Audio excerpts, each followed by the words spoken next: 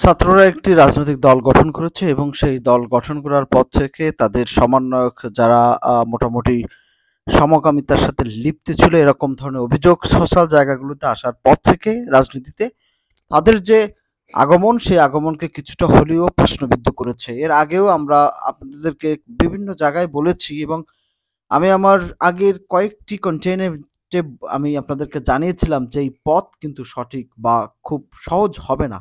ইতিমধ্যে গণ অধিকার পরিষদের যিনি আহ্বায়ক অর্থাৎ আপনার ভিপি নূর তিনি কিন্তু বেশ কিছু চাঞ্চল্যকর তথ্য দিয়েছেন এবং তিনি এই ছাত্রদের যে রাজনৈতিক দল গঠন সে জায়গায় তিনি প্রশ্ন রেখেছেন। আমি এর আগেও অনেকবার বলেছি যে ছাত্ররা যে রাজনৈতিক দল গঠন করতে যাচ্ছে সেই দলের গঠন এক্সিস্টিং যারা গত কয়েক বছর ধরে রাজনীতিতে সক্রিয় অংশগ্রহণ করেছে এবং হাসিনার জেল জুলুম নির্যাতনের সর্বোচ্চ তারা গ্রহণ করেছে তাদের পক্ষে কিন্তু এই দলকে কিভাবে তারা অ্যাকসেপ্ট করবে সেটা বা কতটুকু স্পেস দিবে সেটা কিন্তু দেখার জন্য আমাদের দেখতে হবে বেশ কয়েকটা দিন। ইতিমধ্যে কিন্তু গণ অধিকার পরিষদের ভিপি নূর তিনি সংবাদ সম্মেলনে বেশ কিছু চাঞ্চল্যকর তথ্য দিয়েছেন। তাহলে যদি এই ধরনের চাঞ্চল্যকর তথ্য যেভাবে হচ্ছে সে জায়গায় হাসিনার অধীনে নির্বাচন তো কোনো সমস্যা ছিল না। যদি এই সরকার একটি বিপ্লবী সরকার বা অন্তর্বর্তীকালীন সরকার হয় সেই সরকারকে প্রশ্নবিদ্ধ করার জন্য একদম আগে থেকে প্ল্যানিং করে প্রশ্নবিদ্ধ করে ফেলেছে। ইতিমধ্যে অন্তর্বর্তীকালীন সরকার ডক্টর মোহাম্মদ ইউনূসের এই সরকার যে ক্রেডিবিলিটি বা অ্যাকসেপ্টেন্স সেটা কিন্তু একটু হলো প্রশ্নবিদ্ধ হচ্ছেন এবং আমি মনে করি সাবেক তথ্য উপদেষ্টা নাহিদ ইসলাম তিনি সরকার থেকে পদত্যাগ করে আরেকটি ভুল করেছেন এবং সরকার থেকে পদত্যাগ করার কারণেই তিনি মূলত এই ভুলটা করেছেন এবং তিনি সম্ভবত যদি সরকারে পদত্যাগ না করে তিনি থাকতেন এবং অন্য কেউ যদি লিডিং পজিশনে আসতো তাহলে হয়তোবা এই প্রশ্নগুলো আসতো না। শেখ হাসিনার নেতৃত্বে যদি বাংলাদেশের দলগুলা বাংলাদেশের বিএনপি জামাত গণ অধিকার অন্য অন্য ইসলামিক দল চরমোনাই হেফাজত সবাই যদি আপনার অংশগ্রহণ তারা তো অংশগ্রহণ করেনি তারা স্থানীয় নির্বাচনে অংশগ্রহণ করেনি তাহলে ডক্টর মোহাম্মদ ইউনূসের যে সরকার গঠন করলেন সেই সরকারের অধীনে কে কারা তাহলে এখানে আপনার মানে আপনার কাজ করবে বা কেন করবে কেন এইগুলা কাজ কেন করবে কারণ প্রশ্ন হচ্ছে যে এই সরকারের যে ক্রেডিবিলিটি ছিল যে অধ্যায় ছিল সেটিকে কিন্তু আস্তে আস্তে প্রশ্নবিদ্ধ করেছে। তাহলে কি শেখ হাসিনার ভুল কি ছিল?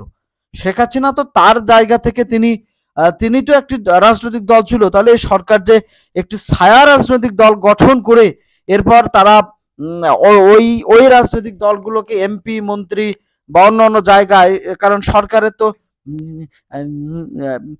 ইলেকশন নিয়ে ট্রান্সপারেন্সির প্রশ্ন আসছে।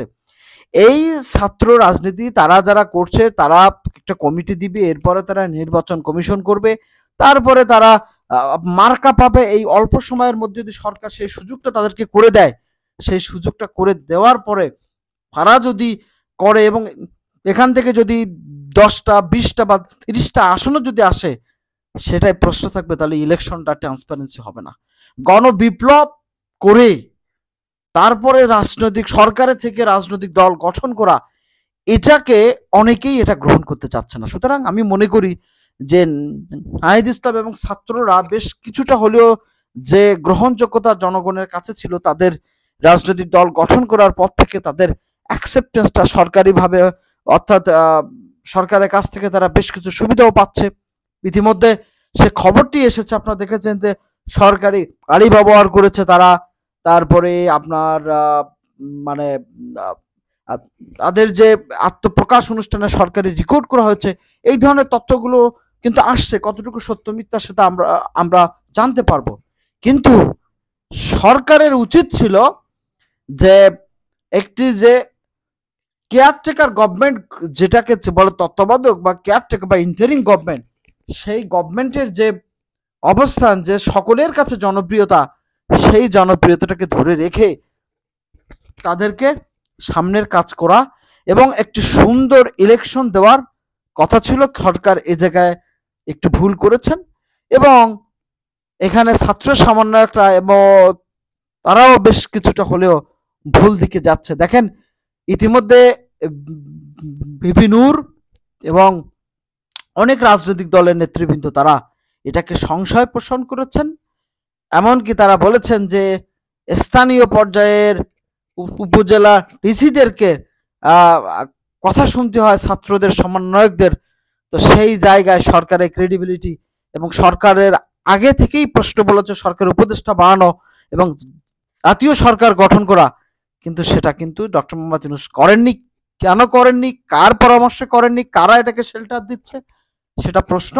এবং এই মুহূর্তে মনে হচ্ছে ছাত্রদের এই রাজনীতি বা ছাত্রদের এই যে অবস্থান, সেই অবস্থানের দিক থেকে একটু হলেও সম্ভবত তারা একটু ভুল করে বসলো এবং তাদের মধ্যে যে এক ধরনের ঝামেলা শুরু হয়েছে সেই ঝামেলাটা তারা কিভাবে সমাধান করবে সেটাও দেখার বিষয়। এবং রাজনীতিতে এই সংকট উত্তরণের জন্য সরকারের, অন্তর্বর্তীকালীন সরকারের উচিত যে এটাকে একটি সমাধানের পথে যাওয়া।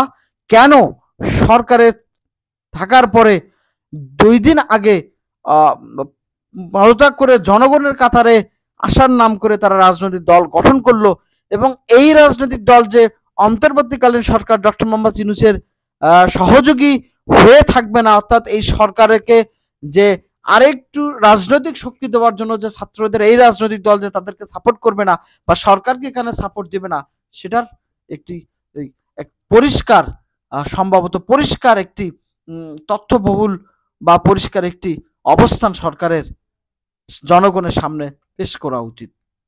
এটা পেশ যদি না করতে পারে তাহলে জনগণ এই জায়গাটা সংশয় থাকবে এবং আগামীতে যে নির্বাচন হবে সেই নির্বাচন নিয়ে প্রশ্ন আসবে।